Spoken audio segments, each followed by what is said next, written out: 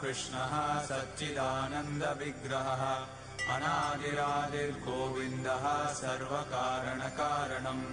चिन्तामणिप्रकरसद्मसुकल्पवृक्ष लक्षावृतेषु सुरवीरविपालयन्तम् लक्ष्मीसहस्रशतसम्भ्रमसेव्यमानम् गोविन्दमादिपुरुषम् तमहम् भजामि वेणुम् क्वणन्तमरविन्ददलायताक्षम् बर्हावतम् समसिताम्बुदसुन्दराङ्गम् कन्दर्पकोटिकमनीयविशेषशोभम् गोविन्दमादिपुरुषम् तमहम् भजामि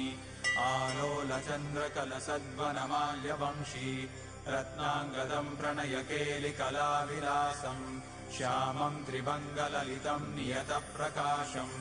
गोविन्दमादिपुरुषम् तमहम् भजामि अङ्गानि यस्य सकलेन्द्रियवृत्तिमन्ति पश्यन्ति पान्ति कलयन्ति चिरम् जगन्ति आनन्दचिन्मय सदुज्ज्वल विग्रहस्य गोविन्दमादिपुरुषम् तमहम् भजामि।